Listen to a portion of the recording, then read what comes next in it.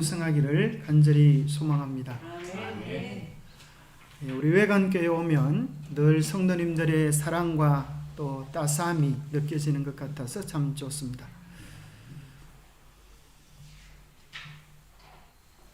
하나님의 그동안 우리 외관 성도님들이 베푸르신 많은 사랑에 감사를 드립니다.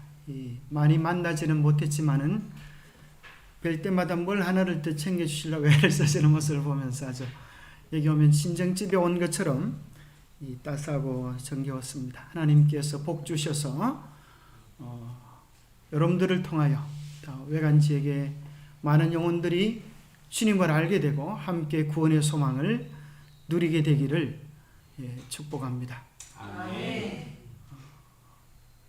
참으로 이 교회를 지키기가 쉽지 않습니다. 이 세상에. 그러나 그 믿음과 용기를 잃어버리지 아니하고 아름답게 지켜가시는 우리 교회에 하나님께서 큰 복을 또 더해 주시리라 그렇게 믿습니다. 아멘. 오늘은 하나님은 우리를 미소 짓게 하십니다. 그렇게 제목을 붙여봤습니다. 하나님은 우리를 미소 짓게 하십니다. 그럴까요? 안 믿어도 소용없습니다. 그러나 하나님은 우리를 결국에는 미소 짓게 하셔서 하나님 안에 있는 모든 자들로 속에서 넘쳐나는 기쁨을 경험하게 해 주실 것입니다. 아멘. 생각해 보면 이 세상에는 웃을 일이 별로 없어요. 그죠? 우리는 계속 수많은 뉴스를 통하여서 재난을 통하여서 참 가슴 아픔을 경험합니다. 이 아이가 보니까 그림자가 자기를 쫄쫄 따라오는 것입니다. 야, 날 좀 따라오지 마. 난 네가 싫어. 무서워. 근데 막 도망가서 보니까 그 앞에 와 있는 거예요. 깜짝 놀라가지고 이 아이가 뒤로 낮아빠지고 있지 않습니까? 생각해 보면 우리 인생 사는 데는 어디든지 그림자처럼 뭐가 따라다녀요? 여기 욥기 14장에 나오는 말씀을 현대인 성경에서 이렇게 이야기합니다. 여인에게서 난 사람은 사는 날이 적고 괴로움이 가득하며 꽃처럼 잠시 시들다가 있다가 시들어지고 빠르게 지나가는 그림자 같아서 이 세상에 오래 머물지 않습니다. 여러분, 여자에게서 안 난 사람 손 한번 들어보세요. 다 여자에게서 난 사람들. 사는 날이 참 적은 것 같아요. 뒤돌아보면 그죠? 우리 일생이 한순간 같습니다. 그런데 그 속에 괴로움이 가득하고 눈물 흘리고 어려운 일들, 가슴 아픈 일들이 가득하고 꽃처럼 잠시 피는 것 같더니만은 금방 시들어 버리고 많은 가련한 인생이라고 이야기합니다. 유명한 이어령 교수는 이렇게 이야기했죠. 젊은이는 늙고 늙은이는 죽어요. 참 맞는 말인데, 참 맞는 말. 이보다 더 분명한 얘기 어디 있겠어요? 젊은이는 늙고 늙은이는 죽어요. 그러니 인생을 헛되이 살지 말라 이렇게 하시고 돌아가셨어요. 이 말 하시고 돌아가셨어요. 그 다음에 또 유명한 교수님, 이 교수님은 40이 되면 달라집니다. 어떻게 달라지는가? 템포가요. 얼마나 빨라지는지 아세요? 내가 느낀 대로 한마디 가르쳐 드릴게요. 40 그러면 그때부터 40, 41, 42 이렇게 안 갑니다. 잘 들어두세요. 40, 만 하나만 더 가져가니 50이 되는 게 인생입니다. 그것이 인생입니다. 그렇게 빨라요. 템포가 아주 달라요. 그러면 50, 60, 64에는요 50에서 하나 건너뛰면 돼요. 50, 55, 60 그렇지요. 50, 51, 52, 53 이런 거 없습니다. 또 56, 57 이것도 없어요. 50, 55, 60 60, 70 사이도 살아봤는데 그거는 65도 없어요. 60에서 70으로 직행하는 거예요. 60 이름에 70 뭐 지금 난 아직도 멀었어. 그런 반성 안 하고 그렇게 사는 젊은이들 반성하세요. 그런 날이 오는 게 인생입니다. 그렇게 빨리 와요, 그게. 그래가지고요, 80, 70대니까요, 60, 65, 70대죠, 70, 80 붙었어요. 80 넘으니까요, 눈만 깜빡하면 하루씩 가요. 눈 깜빡하는 게 일순간이라고 그러죠?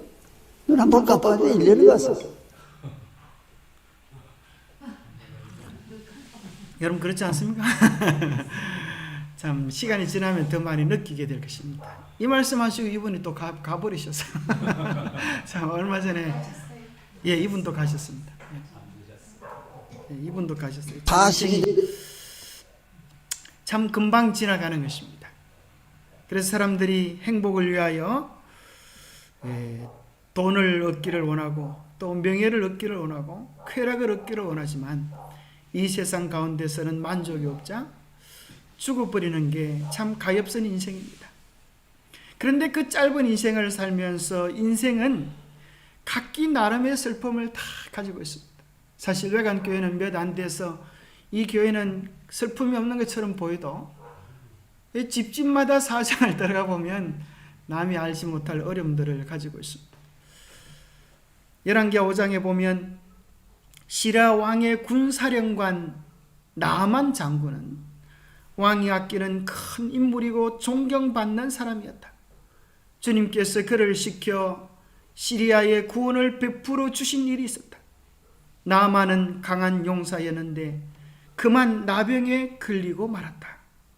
여기 보니까 누가 보더라도 성공한 인생, 게다가 인기 있는 사람, 수많은 사람들에게 존경을 받는 사람. 우리가 사람이 무슨 일들이 잘 되면 흔히 우리가 그러죠. 전생에 나라를 구했나? 참으로 이 사람이 나라를 구한 사람, 나라를 구하기도까지 했는데 그렇게 명성을 얻고 직위도 높고 인기도 있으면 좋은 일만 가득해야 할 것 같은데 그에게도 남모를 슬픔이 있었습니다. 그것이 무엇이었다고요? 나병. 아니 나병이라고 하기도 하고 또 여기 보니까 세번역에서는 악성 피부 질환이 있다. 참 힘들고 괴로운 거예요. 나이 들어서 혹시 피부 가려움증이 있어 보셨습니까?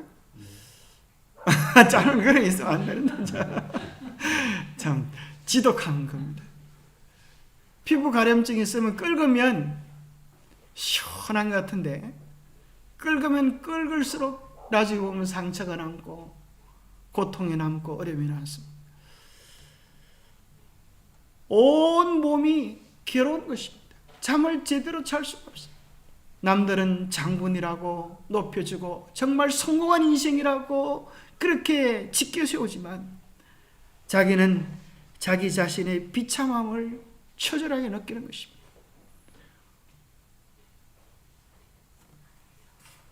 우리는 누구든지 예외 없이 다 그런 고통과 아픔을 가지고 있는데 참 희한하게도 그 아픈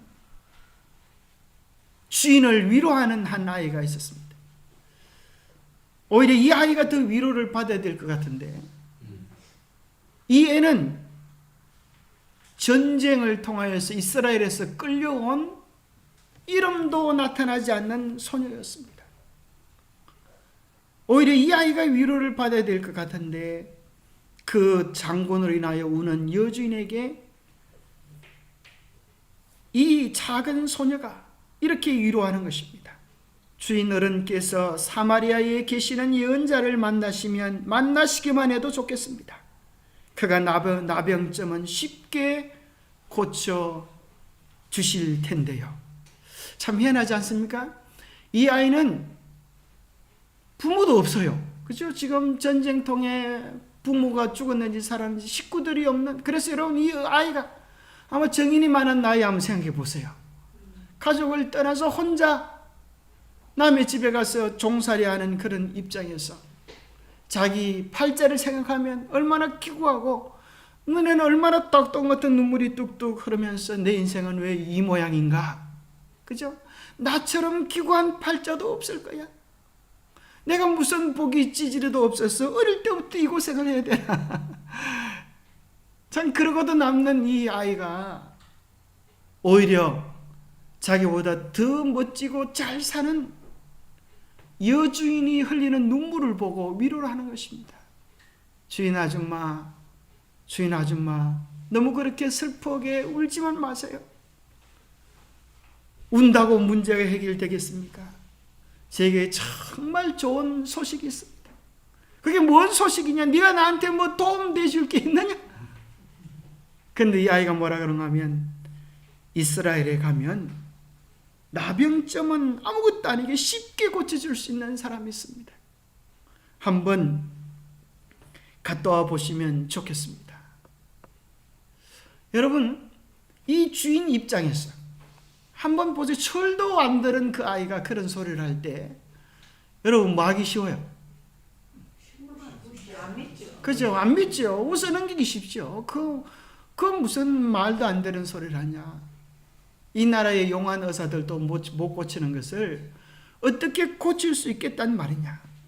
그렇게 하기도 쉬운데 참 놀라운 것은 믿음이 간다는 거예요. 그죠? 딴 사람이 이야기하면 못 믿겠는데 네가 얘기하는 걸 보니까 믿음이 간다.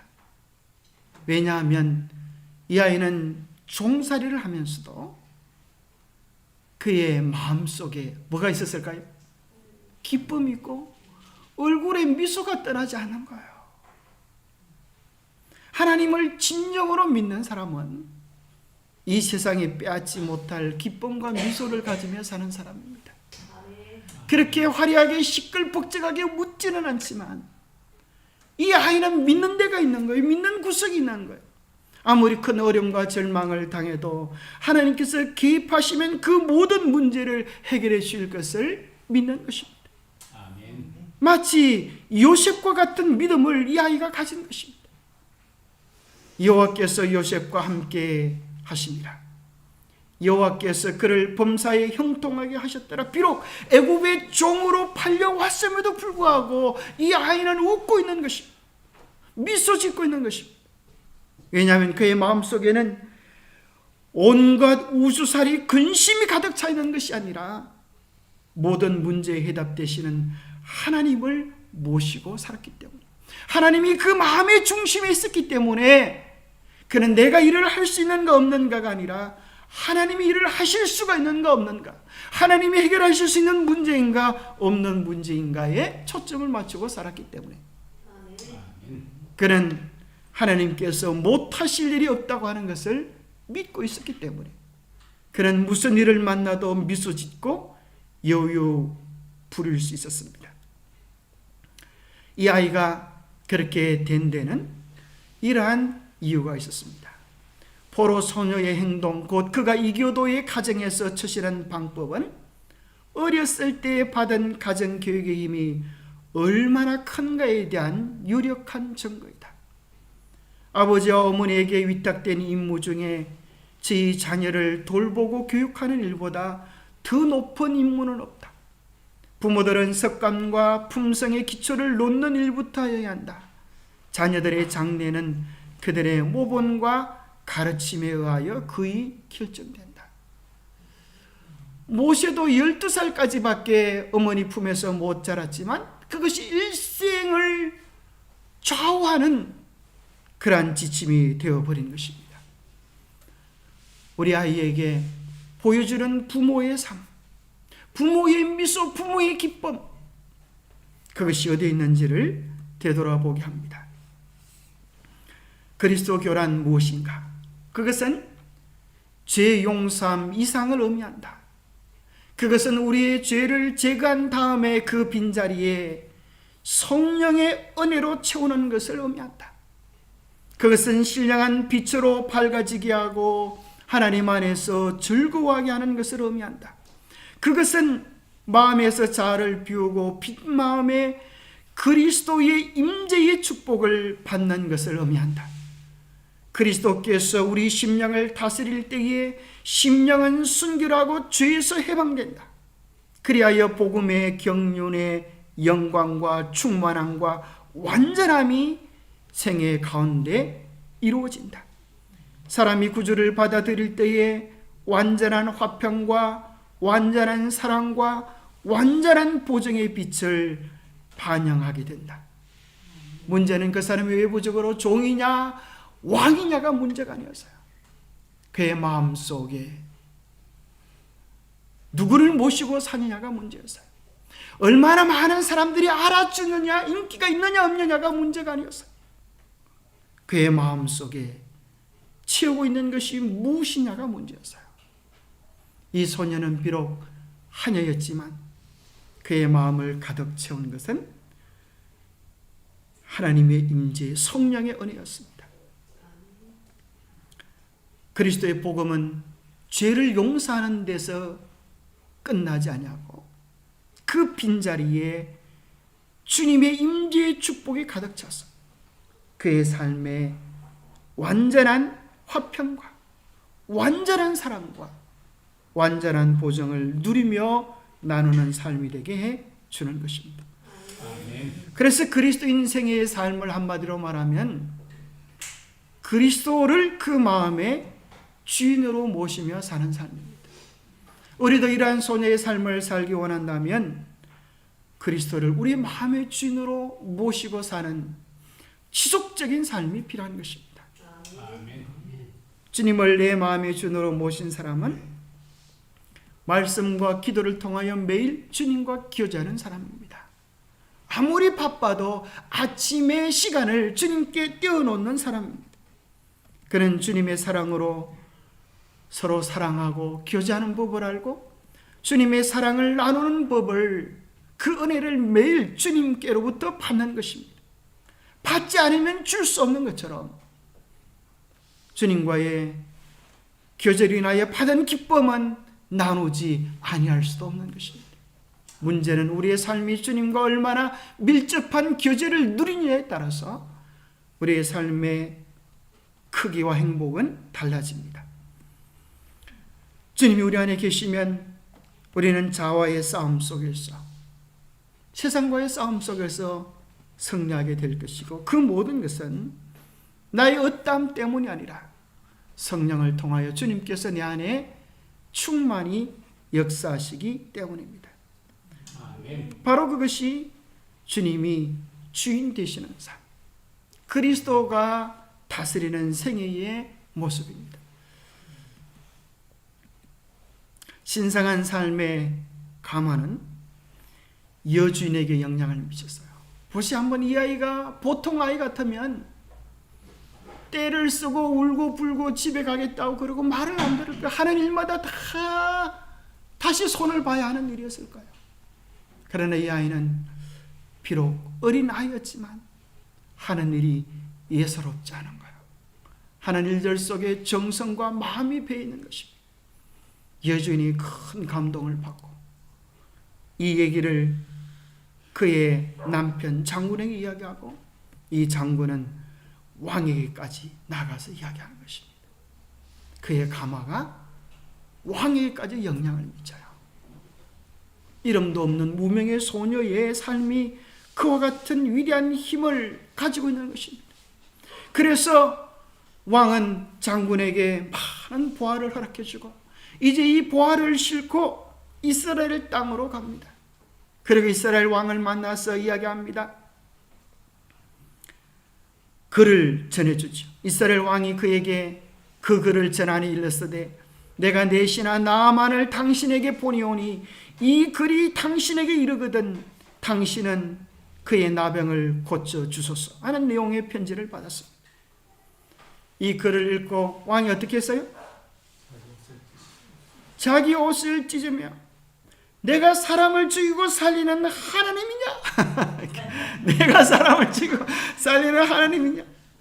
그가 어찌하여 사람을 내게로 보내어 나보고 나병을 고치려 하느냐?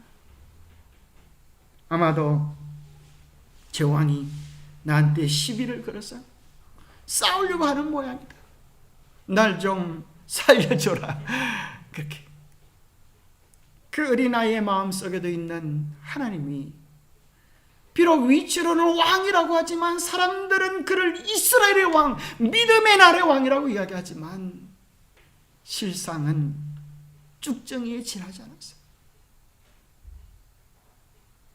쭉정이에 지나지 않았어요. 그 믿음의 실상이 완전히 드러나면서 내가 하나님이냐?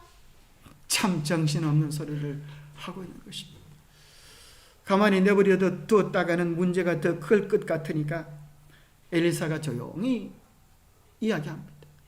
사람을 보내가지고 왕이 걱정하지 말고 나한테 보내십시오.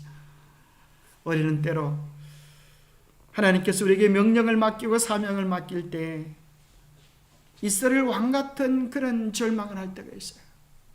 하나님, 내가 사람을 죽이고 살리는 그런 능력이 없는데, 내가 교회를 부흥시키는 힘이 없는데 왜 나보고 그런 말을, 그런 책임을 주십니까? 나보고 죽으란 말입니까? 그렇게. 그러나 우리의 모든 문제를 주님께 맡기면 주님께서 해결해 주십니다. 믿음이란 주님께 맡기는 것입니다. 인생을 의지하지 마십시오. 시편 146편 3절에 귀인들을 의지하지 말며, 권세 있다고 별것 아니라는 거예요. 도울 힘이 없는 인생도 의지하지 말라. 너희는 인생을 의지하지 말라. 그의 호흡은 코에 있나니 새말 가치가 어디 있느냐. 인생이 대단한 것처럼 보여도 코에서 숨 떨어지면 흙으로 돌아가는 존재들이다. 그것이 대단한 것인 줄 알고 거기 의지하거나 마음 둘 것 없다. 아무것도 아니야. 이태원 사건 보십시오. 그렇게 젊고 초라한 싱싱한 아이들이 한순간에 싸늘한 시체로 사라져 버리지 않습니까? 아무것도 아닌 것입니다. 예레미야 17장 5절에 여호와께서 이와 같이 말씀하시느니라. 무릇 사람을 믿으며 육신으로 그 힘을 삼고 마음이 여호와에게서 떠난 그 사람은 저주를 받을 것이라. 사람을 의지하고 하나님을 신뢰하지 않는 그 사람은 오히려 저주를 받을 것이라고 말씀하십니다. 그러면 우리가 누구를 의지하며 살아야 할 것인가? 이것을 성경에 나오는 용비어 청가라고 해요. 성경에 나오는 용비어 청가. 뿌리 깊은 나무는 흔들리지 않고 가뭄이 들어도 시들지 아니하고 샘이 깊은 물은 내에 이르는 것과 같이. 여기 예레미야 17장 7절 무릇 여호와를 의지하며 여호와를 의뢰하는 그 사람은 복을 받을 것이라.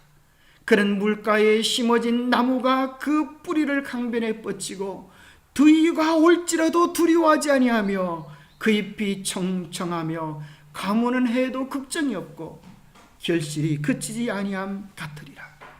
아멘. 우리의 믿음의 뿌리를 깊게 예수 그리스도께 내리게 되기를 바랍니다. 아멘. 그런 사람은 시련의 비바람이 몰아칠 때에도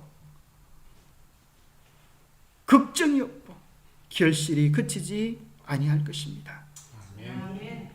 그것은 주님을 우리의 삶의 주인으로 모시는 사람은 주님의 종이 되는 것입니다. 마치 그러한 사람은 언제든지 주인에게 드릴 수 있는 유일한 말은 예, 아멘입니다. 주인과 종이 밭에서 함께 일을 하다가 집으로 돌아오면 주인이 와 앉아 먹어라 그렇게 말하겠습니까? 그렇지 않아요. 오히려 너는 부엌에 가서 먹을 것을 해가지고 오너라 그렇게 이야기하지 않습니까? 그러면 종이 부엌에서 먹을 것을 해오면 주인이 너 수고했다 참 감사하다 이렇게 말하지 않는다. 종은 만약에 주인이 종에게 칭찬을 하면 종은 뭐라고 말한다고요? 우리는 무익한 종입니다. 우리가 마땅히 하여야 할 것을 한 것뿐입니다. 이것이 종의 태도의 모습입니다. 이 일을 누가 했을까요? 우리 주님께서 우리의 구원을 위하여 그렇게 하셨어요. 우리를 위하여 양과 소가 아니라 한 몸을 예비하셨으니 곧 예수 그리스도가 우리의 칭찬과 인기를 기대하지 아니하시고 심지어 우리에게 묻지 않으시고 2000년 전에 십자가에 달려 돌아가셔서 우리의 죄 문제를 해결하셨습니다. 만약에 예수님께서 우리처럼 연약하여 사람의 인기를 탐했다고 하면 어떻게 주님께서 십자가를 지실 수가 있었겠어요?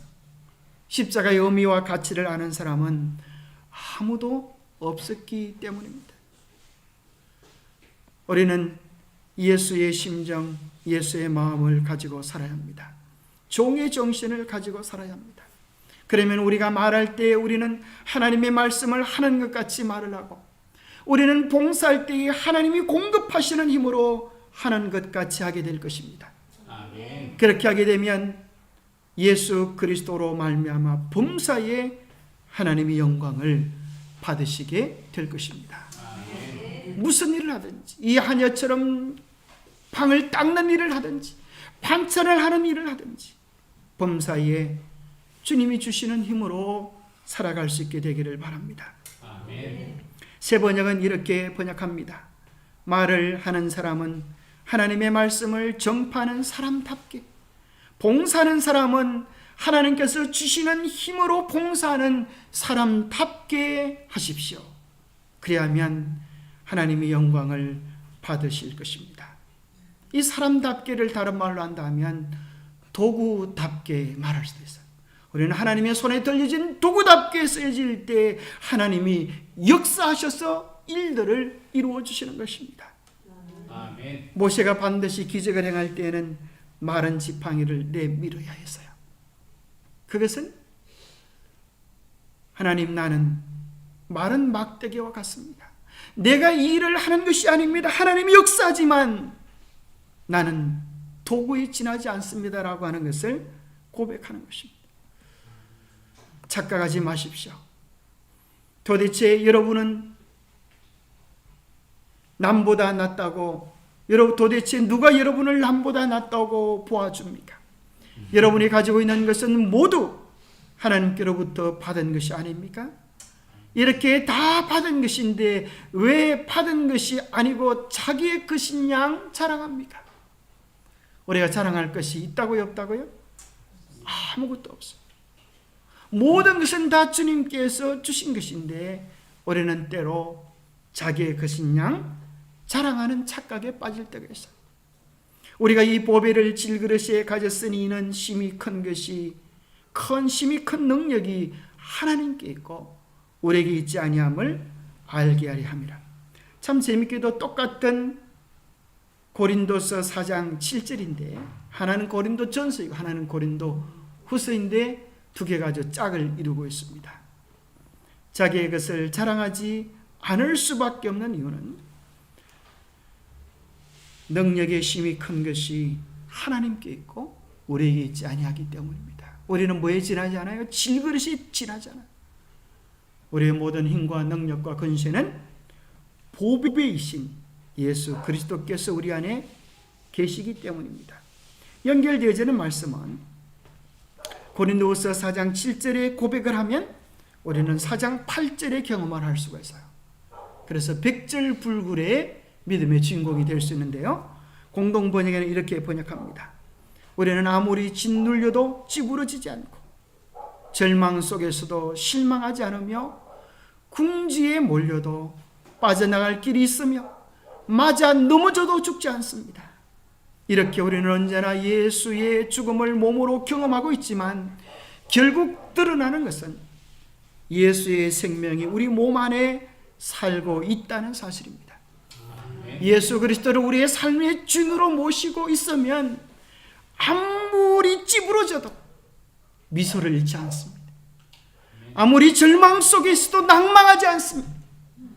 왜냐하면 주님께서 반드시 반전시켜 주시고 회복시켜 주실 것이기 때문입니다. 힘들고 어려울 때 잠시 눈을 감고 하늘을 바라보시고 이렇게 고백하십시오. 하나님은 이제 곧 반전을 시작해 주실 것이다. 왜냐하면 하나님은 이 세상에서 가장 크신 분이기 때문입니다. 내가 그들에게 영생을 주노니 영원히 멸망하지 아니할 것이요 또 그들을 내 손에서 빼앗을 자가 없느니라. 그들을 주신 내 아버지는 만물보다 크심에 아무도 아버지 손에서 빼앗을 수 없느니라. 나와 아버지는 하나입니다. 예수 그리스도의 손에 우리를 맡기면 빼앗을 자가 있다고요, 없다고요? 빼앗을 자가 아무도 없느니라. 그죠? 예수 그리스도의 권세보다, 하나님의 권세보다 더 큰 권세가 아무도 없기에 우리는 언제나 웃을 수 있는 것입니다. 아멘. 참 미안한 일은 하나님의 역사는 참 대답이 너무 간단합니다. 자기는 그렇게 해도 안 됐던 일인데 엘리사가 사자를 그에게 보내어 이르되 가서 요단강에 몸을 7번 씻어라. 내 살이 회복되어 깨끗하리라. 얼마나 쉽습니까? 가서 그냥 요단강에서 7번 씻으면 너의 모든 문제들이 다 해결이 되겠다.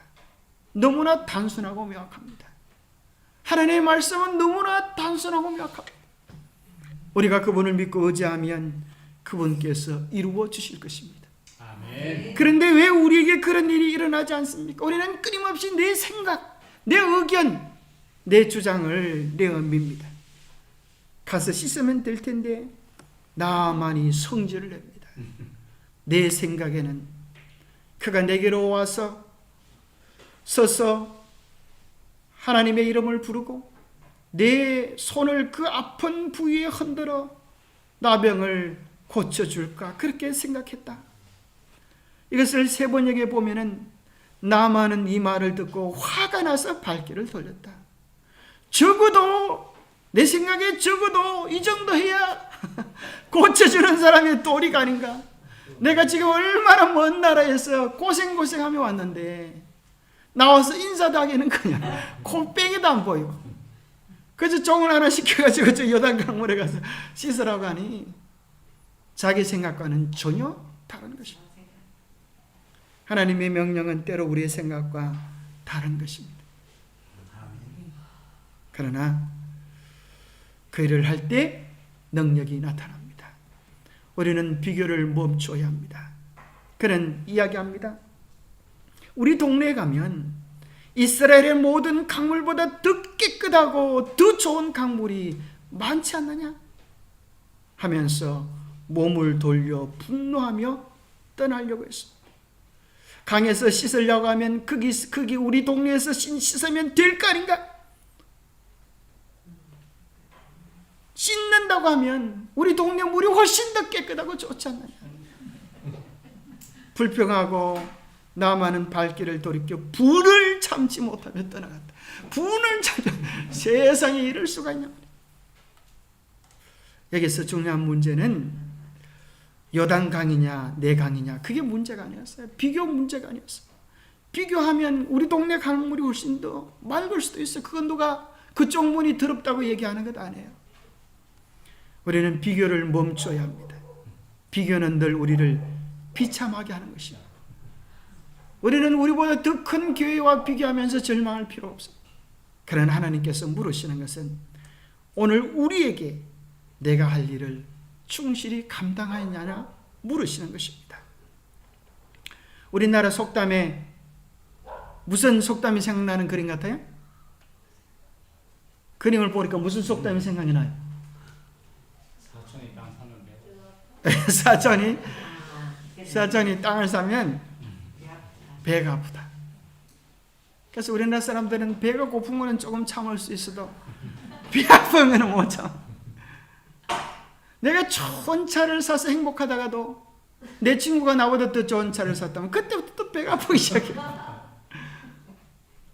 내가 아파트에 이제 고생고생 전세집 하다가 아파트를 한 채 샀어. 그런데 내 친구가 내 집보다 더 넓은 평수를 사면 그때부터 또 썩이 불편한 거야. 우리는 주님만 바라보시고 내가 해야 할 바만 감당하시게 되기를 바랍니다. 아멘. 비교를 하면 비참해지거나 교만해지는 수밖에 없어요. 오직 주님만 바라보십시오. 그때 한 종이 제안합니다. 만약에 선지자가 당신에게 이보다 더 큰 일을 했다고 하라고 말했다고 하면 행하지 아니했겠습니까? 나병이 나을 수만 있다고 하면 까짓 거 그게 문제겠습니까? 이렇게 제안하는 것입니다. 정 나을지 낫지 못할지는 한번 해보고 나서 하셔야 될 말이 아닙니까? 문제는 어느 강물이 깨끗하냐 깨끗하지 않느냐가 문제가 아니고 오늘 내게 주시는 주님의 말씀에 순종하느냐 거역하느냐가 문제라는 것입니다. 그의 삶에 갈등이 있을 때에 지혜로운 조언을 듣고 그는 뭐하기로 작정을 해놓은 거면 자 여기 이렇게 기록해 줍니다. 나만의 믿음은 시험을 당했고 그의 교만심은 그를 지배하려고 몸부림을 쳤다. 내가 어떤 사람인데 이런 창피한 모욕을 당할 수 있는가? 그렇게 생각했습니다. 그러나 믿음이 승리했다.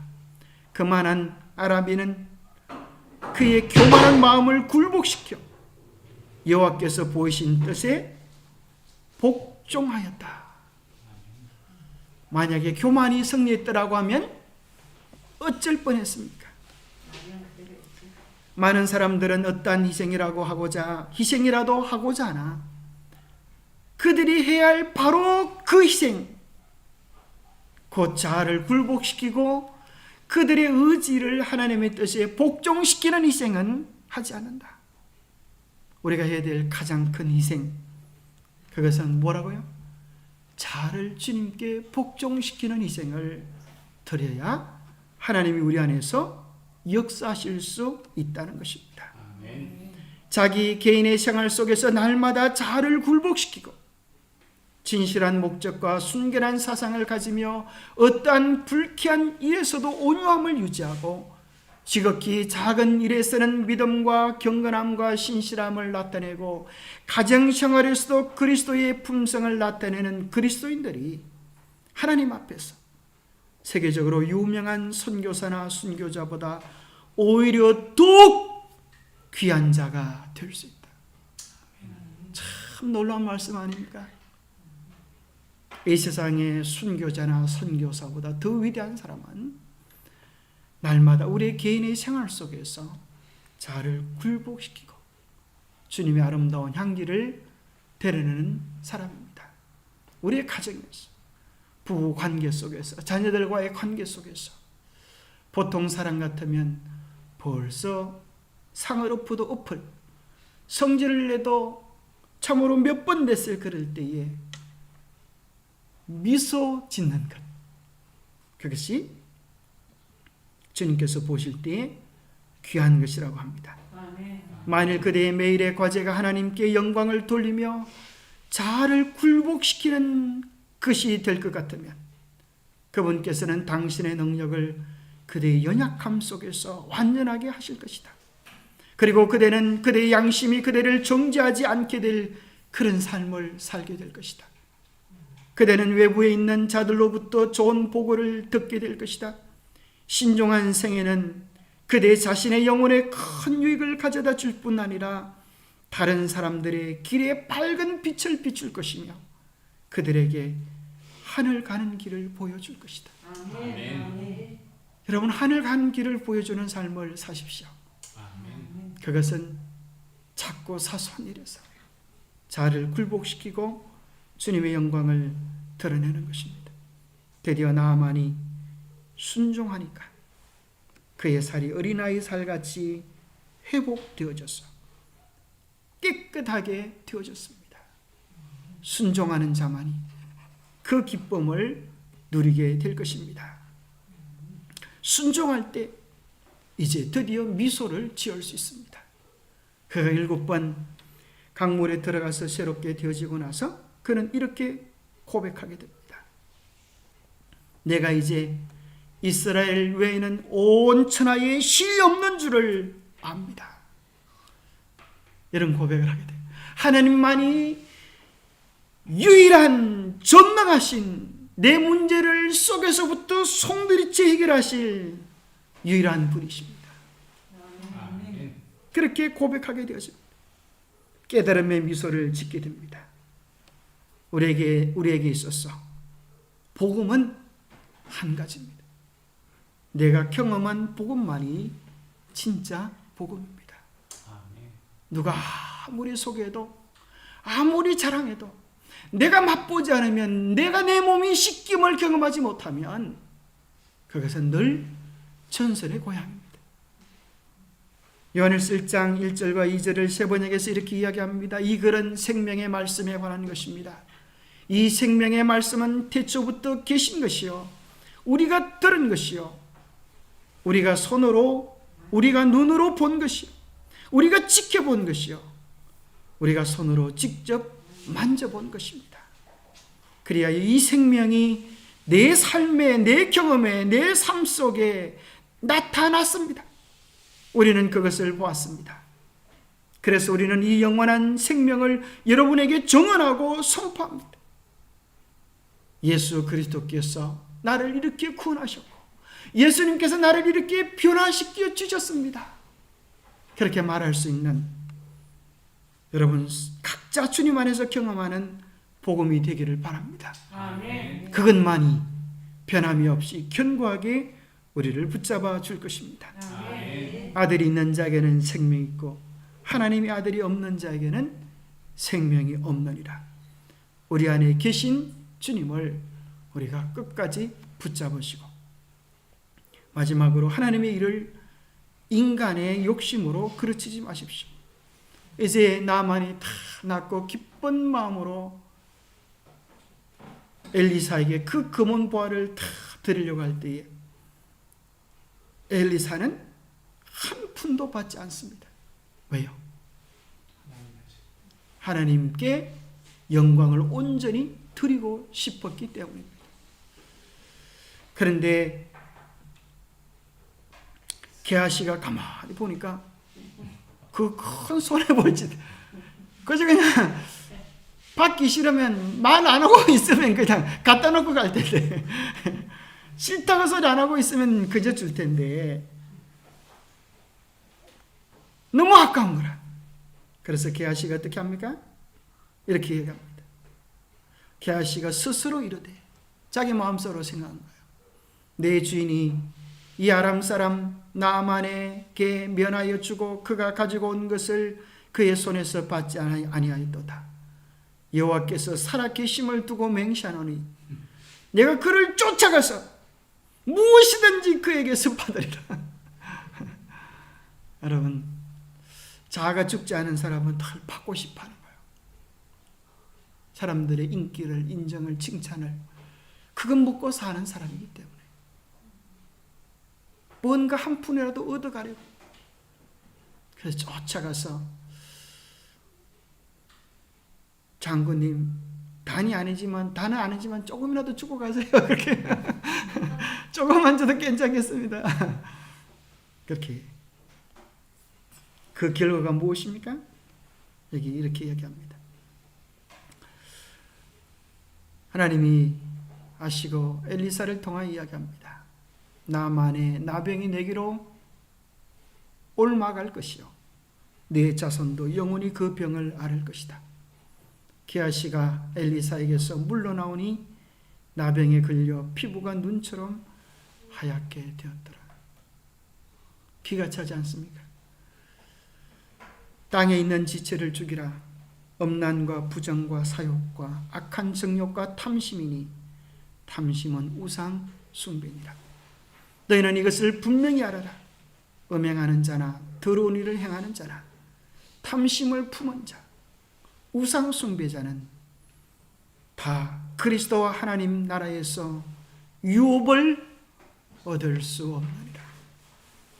여러분, 주님을 위하여 충성했던 마음들 주님께 끝까지 유지하시고, 탐욕으로 인하여 죽을 저주를 받는 그런 사람이 되지 않게 되기를 바랍니다. 아멘. 마지막으로 한 이야기를 좀 해드리겠습니다. 제주도에 살고 계신 제주 지금 중앙교회 장로님이 되셨는데 참 아주 귀한 경험을 하셨습니다. 이분이 나이 40도 안 되어가지고 몸에 힘이 빠지고 얼굴이 크머지고 좀 이상해서 제주도 병원에 가보니까 뭐라 그러는가 하면 큰 병원에 가보십시오. 저희 병원에서는 못하겠습니다. 그래서 서울대학병원에 갔는데 이제 얼마 못 산다는 진단을 받아요. 저희 병원에서는 더 이상 해드릴 게 없습니다. 이제 준비하십시오. 뭘 준비하라는 거예요? 죽을 준비. 아직 40도 못 살고 결혼도 안 해봤는데 이제 죽을 준비하는 거 얼마나 기가 차겠어요. 아주 하늘이 노란 것입니다. 이분이 해병대 출신이에요. 그래서 죽을 수는 없다. 내가 죽을 수는 없다. 하늘 나가서 무언가 외쳤습니다. 하나님을 믿는 사람도 아닌데 내가 이대로 죽기는 너무 아깝습니다. 나에게 살 길을 주십시오. 그렇게 메아리 고함을 쳤어요. 그러다가 마음속에는 죽음, 절망, 고통, 슬픔, 공포 이런 것이 막 가득 찼습니다. 그러다가 마침 우리 교인이 운영하는 건강식품 가게에 들어가서 책을 한 권 펼쳤는데 그게 가정과 건강이었다 그래요. 그 책에 이런 글이 기록되어 있는 것입니다. 세상에서는 죽는다고 하지만 하나님은 당신을 살리기 원하십니다. 아멘. 그래서 이분이 그 책을 보고 감동을 받아서 뉴스타트를 통하여서 회복이 되어져서 지금은 제주중앙교회 장로님으로 봉사하고 계시다는 거예요. 아멘.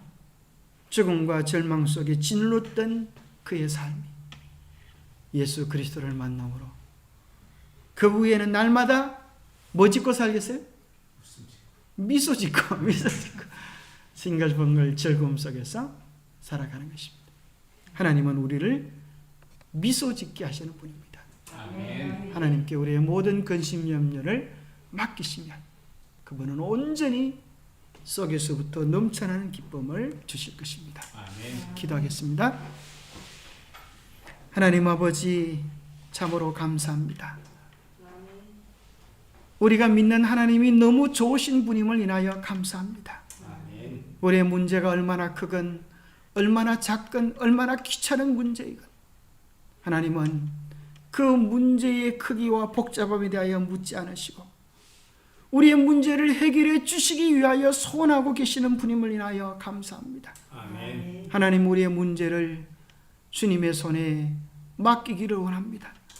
내 삶을 손그리째 주님 손에 올려놓기를 원합니다.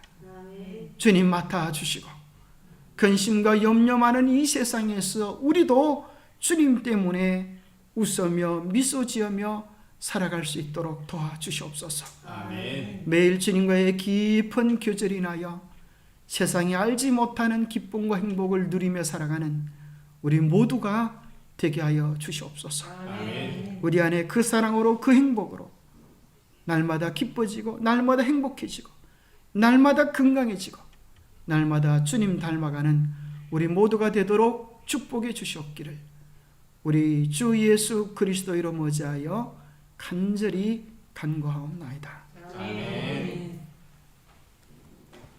우리 장은 마무리.